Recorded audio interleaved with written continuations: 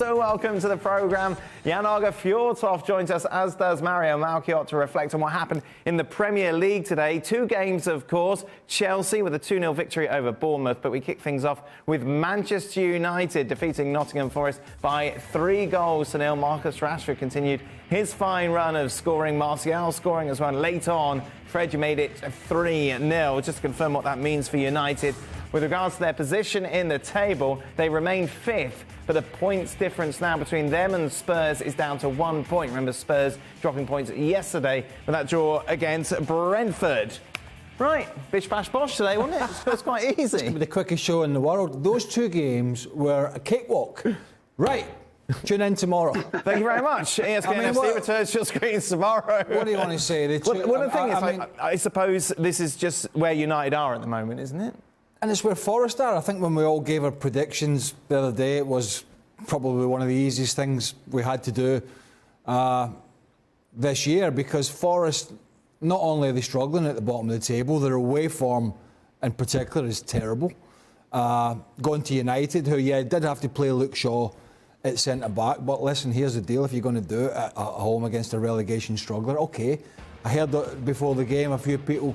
the pace Forest have got, you could cause, that defence a few issues, blah, blah, blah. And I'm thinking, nah, not really. They're all quick. Yep. Including Varane, Wan-Bissaka, Malacia, Shaw, they're all quick, they're all fast. So, obviously the midfield, everything, that little triangle, Fernandes, Eriksen, Casemiro, just ran the show. Martial got his goal. I didn't like his performance up to that point, I have to be honest. OK. Through the middle. I think he went long periods before the goal and he wasn't really involved in the play. Antony as well, and Rashford looked really sharp and happy, and obviously looks like that confident player again. So it was a bit, as I say, I repeat myself, a bit of a cakewalk. Well, let's focus on Rashford to start, shall we, Mario? Of course, had his struggles over the last couple of years. They changed the wingers. You understand? Antonio on the other side and then him on the other side. They could change. They could change position all the time. And I think he is always looking to be a player that has more freedom than he normally has, because he doesn't like to play a role of being isolated and having to stick to one task. But today you clearly saw somebody else. Not somebody else. Look, we have seen him shine like this before, but this is a player that is high in confidence, feels really good, comes back with a lot of energy, because sometimes people will talk about, when you come out of the World Cup, people say hey, maybe he's going to have a hard time. But the way he started, I think the way the team played, Craig said it, they all feel really confident in going into this match and the way they played. Yeah, and you obviously seen a lot of Rashford when you were stalking Solskjaer and then Rangnick. Why is he playing so well now compared to under those two managers? Well, Dan, I think we can say that, yes, they have played Burnley, they have played Nottingham Forest, but there is something about Manchester United at the moment. There is something about their shape. There is something about they organise their play. And the reason I say that about Rashford is because every player will feel more comfortable when they know what's asked from you.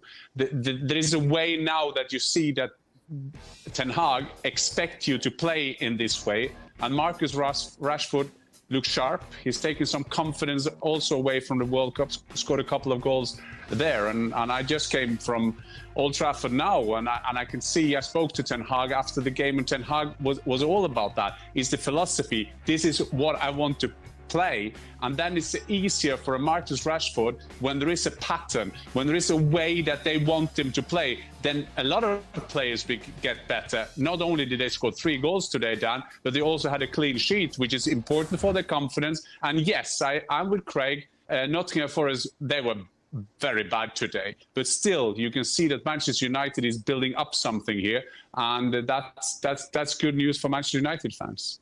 United, it's no secret they're looking for a striker, Jan. In the meantime, is Martial the answer? Well, I come from that body language school that I don't like bad body language. And Martial is there, obviously. And like Ten Hag said after the game, the right players score the goals. And I think that is a fair assumption from a coach. They don't want to say that. But you don't want defenders to score goals. You want strikers to score goals. Yeah. I think there's a long way to go. I've enjoyed watching their resurgence after an abysmal start to the season. I've enjoyed some of their football. I think we have to be honest about it and say, you know, the likes of Casemiro, it is too easy for him playing against a Nottingham Forest at home, even though he was back there making that great challenge, and he had several others.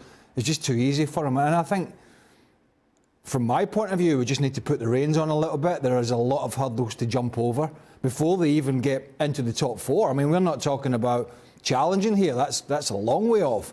Challenging the Arsenals and obviously Man City at the top. So it's been a great start, but it was a great start in terms of the fixture list as well.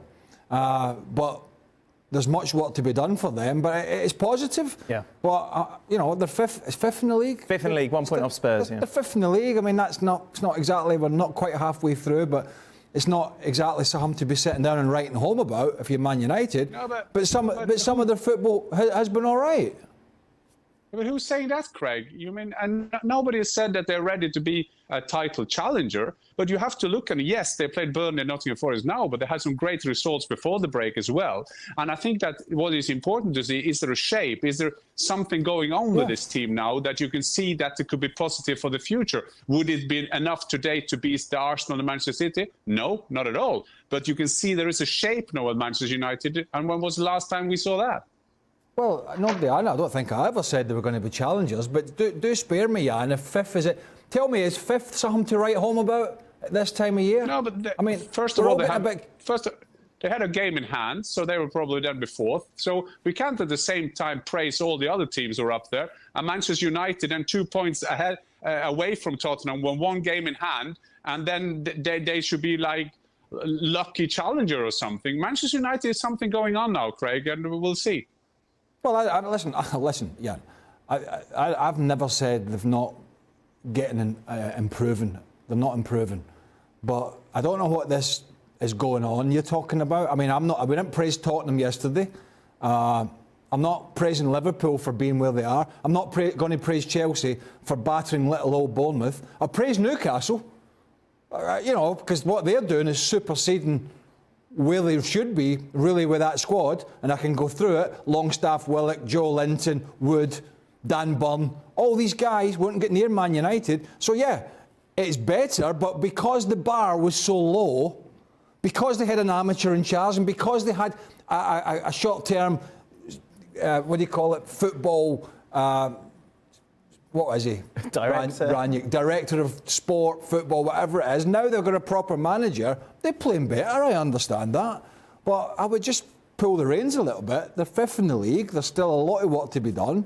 And there's a lot of people getting super excited about them. I'm not quite there yet. No, Craig, you compare them with Sir Alex Ferguson. Sir Alex Ferguson haven't been there for many, many years. They are improving at the moment, and you've got to see that. Well, go back, roll the tape back 9 minutes. When did I mention Sir Alex Ferguson? No, but that's what you do. That's what we do wrong. Because I'll give it to you. I'll give it to you. It's better than getting walloped by Brentford at the start of the season. I'll give you that. Right, I'll give you that. Have a look at the teams they have beaten this season, Craig, before the World Cup break, and don't get disturbed through Burnley and Nottingham. Listen, that is too I can easy. I can sit here and pander to teams that have beaten Nottingham Forest and Burnley if you want. That's no problem. The proof will be in the pudding as the season rolls on. That's my point. So then me and you can be unemployed to the end of the season, and we have to just have a look at the table and say, that's what no, it's like. I'm being employed. Well done, listen, I'm employed to tell you about the result and the performance. It was Nottingham Forest. You have to take that into context. They can't win a game away from home. Right? I don't know your contract, game was Craig. Burnley. Craig, I don't know your contract if it's defined Don't worry in there. about my contract, Don't worry about mine.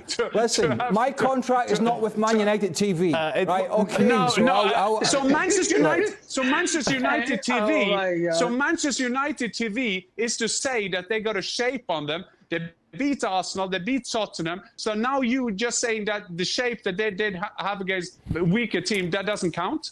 Okay. I believe it's 10 minutes now if you roll the tape back that I never mentioned Man United shape. I want to move on because it's interesting. Oh my, what's that? Is that in your ear as well? Is that the end of round one? That's the fire. That's the fire alarm for Jan to leave. What's interesting, Jan, is that Casemiro put in a great performance. People get carried away. I saw one fan tweeting that this is like almost a Cantona-like signing. No, I said that was a Jan Fjørtoft tweeting that. And Jan Fjørtoft said that one player, if you sign one player, that can have an instant impact on a team. I'm not saying, I mean, even Craig will understand that I don't say that they will win as many trophies that Cantona did for Manchester United. I just say that some signings are more instant than the others to try to get that balance in the team. And Casemiro, yes, is one of them. Casemiro. Yeah. Mario, he's come in and obviously brought something different to the table that Manchester United didn't have, as you would expect with someone with this much experience and this much of an impressive resume.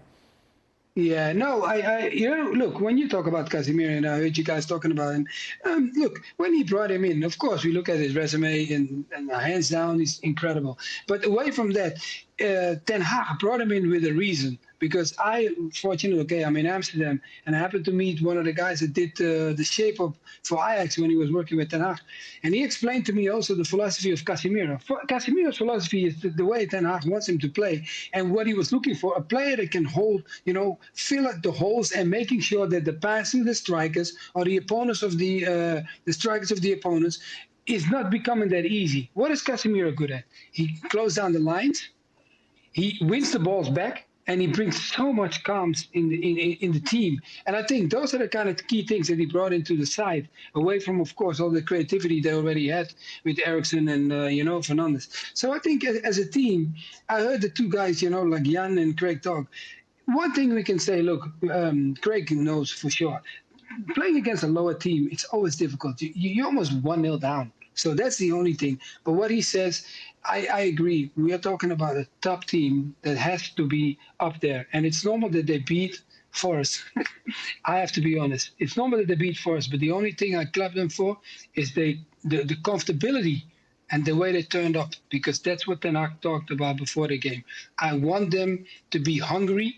And I want us to get up there and making it normal again. For us to be rooting and fighting for the top. Forest in trouble, yeah? They're done? No, I think it's so. No, I don't think so. I think it's so tight down there. I mean, you look at the other teams. Everton, I mentioned yesterday, hapless. West Ham, I think, will climb. Leeds, I'm not sure about. Bournemouth, I think they'll just be okay. But going down below that, depends on Lopetegui at Wolves. They got a good result. Southampton, hopeless. It depends. If they have this kamikaze, chaotic January that they might have in terms of transfers, right, I think that could be just another disaster for them, because he's going to have so many players that he's already got almost 2 busloads going to every game.